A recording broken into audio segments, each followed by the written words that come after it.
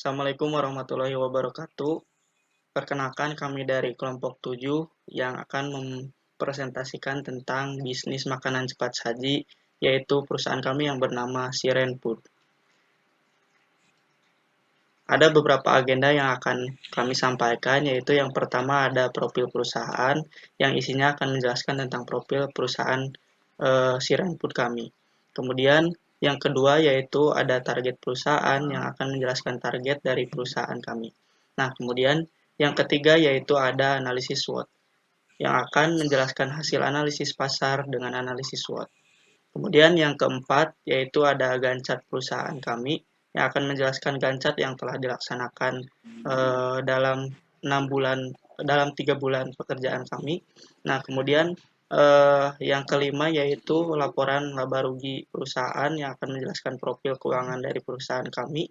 Kemudian yang keenam yaitu pembagian strategi pengembangan strategi yang akan menjelaskan pengembangan perusahaan yang telah dilakukan sebelumnya.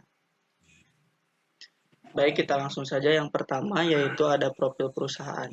Nah, perusahaan Siren Food sendiri didirikan pada tanggal 22 Oktober tahun 2020 dengan pendiri yaitu 3 petinggi yang telah disebutkan di sini yaitu saya sendiri, Ade Andri Nur Hidayat, dan juga yang kedua yaitu ada Muhammad Zain yang sekarang ditugaskan sebagai editor marketing, dan kemudian ada Muhammad Hilman yang sekarang ditugaskan menjadi bisnis marketing. Nah, visi dan misi dari perusahaan kami yaitu visinya sendiri yaitu mewujudkan sebuah perusahaan makanan cepat saji yang dapat diterima, terpercaya dan dibutuhkan oleh konsumen. Kemudian untuk misinya sendiri yaitu yang pertama memberikan pelayanan yang prima terhadap konsumen. Yang kedua yaitu selalu berinovasi untuk menciptakan menu baru dengan menyesuaikan kebutuhan dan keinginan konsumen. Kemudian yang ketiga yaitu memberikan kualitas produk yang terbaik dengan harga yang terjangkau. Nah, dengan visi dan misi tersebut, kami harap perusahaan yang kami bina dan kami dirikan akan menjadi perusahaan yang dapat dibutuhkan oleh konsumen ke depannya. Lanjut, untuk produk yang ditawarkan, kami memiliki 3 macam produk yang kami tawarkan. Yang pertama yaitu ada molen, seblak lumer, dan yang pertama yaitu yang paling utama yaitu cireng banyur. Itu cireng banyur sendiri merupakan menu yang paling utama dari perusahaan kami. Lanjut saja untuk target perusahaannya. Target perusahaannya, kami menetapkan target perusahaan kami di pusat kota Bandung. Pusat kota Bandung yang menargetkan usaha kami untuk kalangan remaja ke atas dari kisaran 10 sampai 30 tahun yang kemudian mengincar orang-orang yang relatif menyukai makanan-makanan pedas. Nah, untuk selanjutnya akan dijelaskan oleh Jane. Pada Jane, saya persilahkan. Orang Hilman. Maaf, tadi ada miskom. Untuk selanjutnya ada di analisis SWOT. Untuk analisis SWOT, Siren ini berada di pada kuadran 1 yang memiliki arti produk tersebut memiliki cukup baik dan tergolong ke dalam strategi agresif. Nah, untuk mengetahui kuadrannya, kita bisa lihat dari tabel kondisi internal dan kondisi eksternal. Untuk kondisi internal usahanya, kita bisa lihat untuk strength-nya ini memiliki desain yang packing yang unik, terus memiliki rasa yang nikmat dan sesuai dengan lidah masyarakat, memiliki harga yang mampu bersaing di dalam pasaran. Terus untuk kelemahannya itu sendiri, si Siren ini memiliki label produksi yang kurang menarik. Nah, untuk kondisi eksternal usahanya, untuk off-roading tunnelsnya atau peluang memiliki keunggulan dalam segi desain packing sehingga akan mampu bersaing dengan memunculkan desain packing yang mampu menjaga kondisi produk. Untuk yang kedua, rasanya nikmat dapat menjadi daya tarik bagi konsumen di pasaran. Dan harganya, untuk yang ketiga, harganya yang standar membuat produk dapat menjadi pertimbangan dalam pembelian produk jenis. Dan untuk trade-nya ancaman dapat dikalahkan oleh produk yang memiliki desain produk yang lebih menarik. Untuk kedua, dapat dikalahkan dengan produk yang memiliki variasi topping yang banyak. Untuk totalnya, untuk si kekuatannya atau strength itu total strength-nya ada 3, untuk freshness-nya tuh ada atau kelemahannya ada 2. Jadi untuk strength dikurangi total weakness atau kelemahan menjadi 2. Dan untuk kondisi internal usahanya total opportunity-nya peluangnya 3, untuk trace atau ancamannya 2. Jadi total dikurangi peluang dikurangi threat atau ancaman, jadi 3 kurangi 2 sama dengan 1. Next.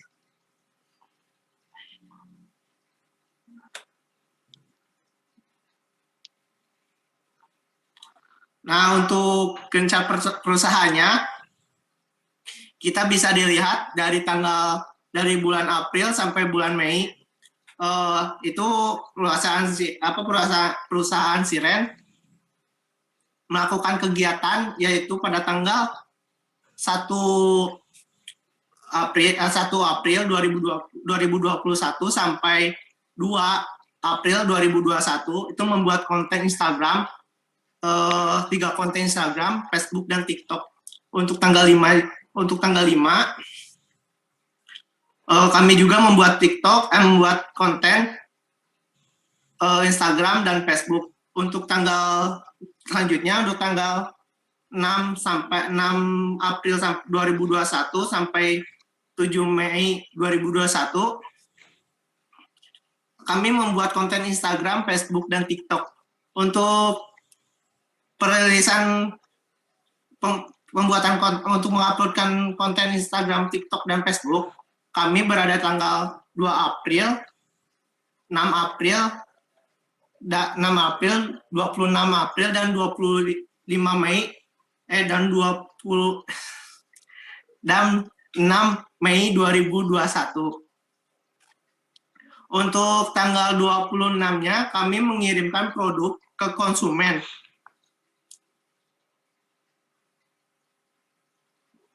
Next.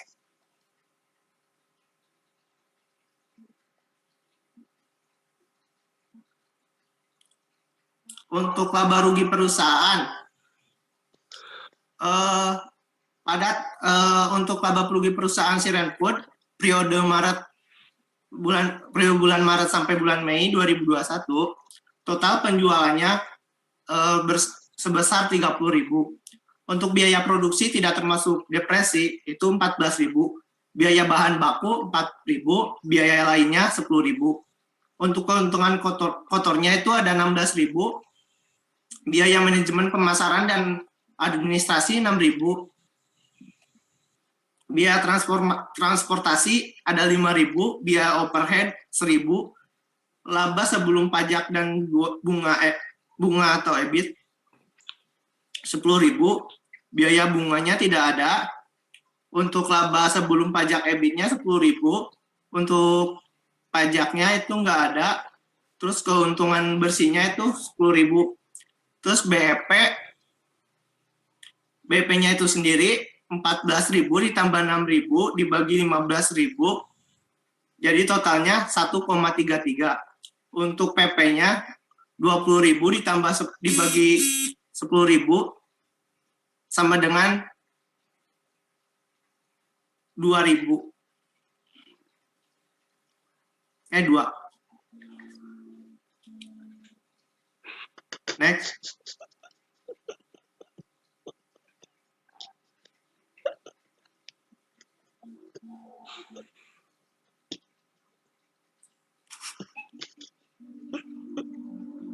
Untuk selanjutnya akan dilanjutkan oleh Jen. Baik, selanjutnya akan dijelaskan oleh saya mengenai pengembangan strategi perusahaan yang menggunakan media sosial. Kita bahas terlebih dahulu tentang sosial media atau media sosial ini, yaitu di mana hal yang wajib untuk dimiliki oleh seorang yang mempunyai bisnis online, di mana dapat dimanfaatkan sebagai marketing dan branding produk. Di mana berdasarkan data yang dirilis oleh We Are Social, pengguna sosial media di Indonesia mencapai 130 juta orang, dan waktu yang dihabiskan di sosial media perharinya kurang lebih 1 jam.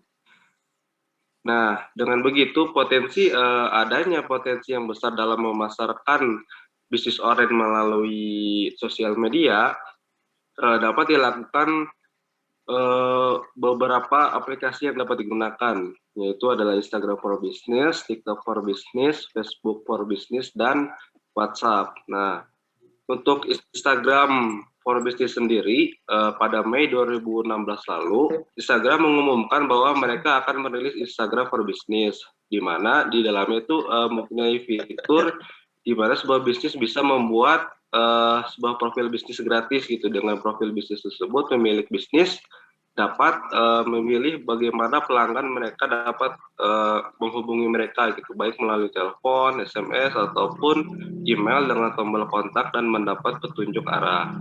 Di mana profil bisnis juga memungkinkan administrator untuk melihat insight dan kemampuan untuk mempromosikan. Nah, di mana di Instagram for Business ini terdapat insight yang dapat membantu atau memberi informasi penting tentang followers dan postingan mana yang memiliki jangkauan dan engagement atau keterlibatan pelanggan paling tinggi. Kemudian ada promosi, di mana fitur promosi ini pada Instagram memperbolehkan pemilik akun bisnis untuk menjadikan postingan sebagai iklan gitu atau aplikasi dalam Instagram. Nah, terus di Instagram for Business ini terdapat strategi konten yang dapat kita lakukan, yang dimana kita harus memperhatikan atau mencakup poin di mana ada waktu untuk memposting konten yang bertema, terus memasukkan style untuk Instagram, kemudian memasukkan guideline untuk Instagram tersebut. Selanjutnya yaitu ada TikTok for Business, di mana TikTok merupakan media sosial yang mengedepankan fitur video saat ini gitu. Jadi saat ini sedang terjadi trending di kalangan anak muda Indonesia, terutama usia 16 sampai 24 tahun, di mana TikTok berhasil menjadi media sosial populer di Indonesia. Bahkan TikTok digadang-gadang mampu menyaingi kepopuleran Instagram gitu. Nah, di mana TikTok saat ini memiliki 625 juta pengguna aktif di seluruh dunia. Di Indonesia sendiri, TikTok mengklaim memiliki 10 juta pengguna aktif. Kemudian tak hanya sekedar video untuk hiburan semata, video yang terdapat dalam video TikTok tersebut terbaik beberapa ide yang kreatif gitu, yang dapat dimanfaatkan sebagai media untuk promosi bisnis. Kemudian ada Facebook for Business. Facebook merupakan media sosial dengan jumlah penggunaan yang selalu meningkat. Pada tahun 2018, jumlah pengguna Facebook di Indonesia mencapai 130 juta pengguna. Dari jumlah tersebut, tentang usia terbanyak yang menggunakan Facebook yaitu usia dari 20 sampai 29 tahun. Di mana populernya Facebook sebagai media sosial Indonesia sangat cocok untuk menjadi tempat mengenai suatu bisnis gitu. Tak hanya mengandalkan bisnis, Facebook yang biasa digunakan untuk meningkatkan traffic website dan mendapatkan leads, Facebook juga menggunakan beberapa keuntungan gitu dalam menggunakan Facebook ini, di mana yang pertama itu mendapatkan kemudahan penggunaan, jangkauan audiens yang luas, menciptakan brand awareness, kemudian lebih tepat sasaran, kemudian mendapatkan biaya yang terjangkau untuk melakukan promosi, kemudian kemampuan untuk retargeting, kemudian lebih dekat dengan konsumen. Selanjutnya yaitu ada WhatsApp, di mana WhatsApp bisnis ini yaitu aplikasi yang dapat diunduh secara gratis dan didesain khusus untuk pemilik bisnis kecil.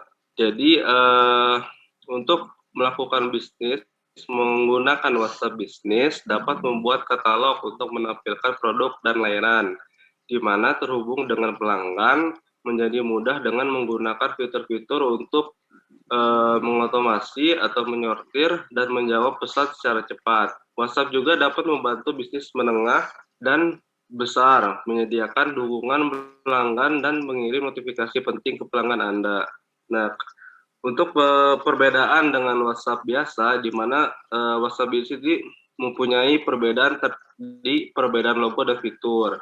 Kemudian untuk WhatsApp bisnis sendiri bisa menambahkan nomor telepon lain untuk khusus bisnis gitu. Terus yang ketiga itu untuk membalas pesan sendiri itu membalasnya secara otomatis.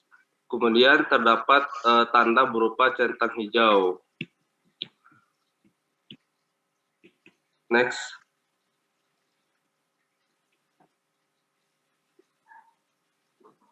Nah, kemudian terdapat marketplace, di mana marketplace itu adalah aplikasi atau situs web yang memberi fasilitas jual beli online dari berbagai sumber. Nah, pemilik situs web atau aplikasi tidak mempunyai atau tidak memiliki produk apapun dan bisnis mereka hanya menyajikan produk yang orang lain kepada pengguna kemudian memfasilitasinya. Nah, dengan kata lain, pengertian marketplace itu model bisnis di mana situs web tidak hanya membantu untuk mempromosikan produk, juga menjembatani transaksi online antara penjual dan pembeli. Nah, di marketplace tersendiri terdapat dua marketplace yang kita gunakan, yaitu Tokopedia dan Shopee. Untuk Tokopedia sendiri, yaitu merupakan online market yang memungkinkan setiap individu dan pemilik bisnis di Indonesia membuka dan mengurus toko online secara mudah dan bebas biaya. Dimana sekaligus memberikan pengalaman jual beli online aman dan nyaman. Tokopedia berperan sebagai pihak ketiga yang menjembatani antara penjual dan pembeli, di mana Tokopedia sendiri berdiri pada 17 Agustus 2009 dengan visi membangun Indonesia yang lebih baik melalui internet. Tokopedia menyediakan barang-barang seperti fashion untuk pria dan wanita, kemudian alat elektronik, peralatan dapur, peralatan rumah tangga, kemudian perlengkapan bayi, alat-alat kantor, pulsa, tiket perjalanan, dan lain-lain. Kemudian terdapat Shopee, di mana Shopee ini merupakan perusahaan e-commerce yang dikelola oleh Garena, yaitu yang sekarang menjadi SEA Group, perusahaan internet yang di Asia Tenggara gitu, SEA Group tuh. Kemudian Shopee Indonesia berada di bawah naungan PT Shopee International Indonesia yang resmi diluncurkan di Indonesia pada Desember 2015. Sejak peluncuran dan hingga saat ini, Shopee Indonesia terus menerus mengalami perkembangan yang sangat pesat dan menjadi sangat populer di masyarakat, di mana pada bulan Januari 2018 Shopee melalui survei untuk melihat apa e-commerce yang paling populer di Indonesia dengan melibatkan 6.123 responden, yang dimana hasilnya 37% responden menjawab paling sering menggunakan Shopee untuk berbelanja online di Indonesia. Kemudian disusul oleh marketplace sebelumnya itu Tokopedia sebesar 5% dan Lazada 20%. Next.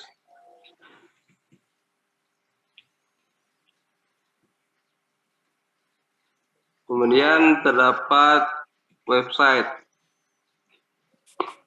Nah, untuk website sendiri, untuk penjelasan untuk website yaitu sebuah kumpulan halaman pada suatu domain di internet yang dibuat dengan tujuan tertentu dan saling berhubungan serta dapat diakses secara luas melalui halaman depan atau homepage.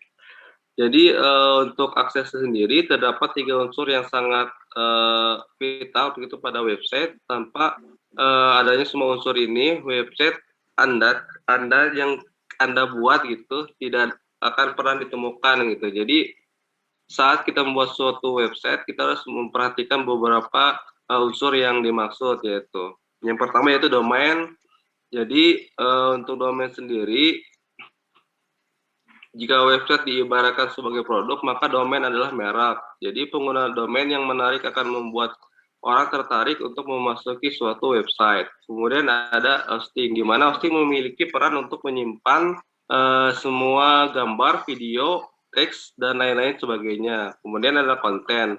Konten pada website dapat berupa teks, gambar, atau video. Jika dilihat dari konten yang disuguhkan, terdapat beberapa macam website. Misalnya saja website berita, website jual beli, dan website yang berisi konten yang berdasarkan minat, bakat, serta hobi. Kemudian terdapat jenis website, yaitu ada website pribadi, website online, dan blog. Nah, manfaat website sendiri terdapat beberapa manfaat, yaitu dapat membangun personal branding, berbagai cerita dan informasi, kemudian dapat menghasilkan uang. Next.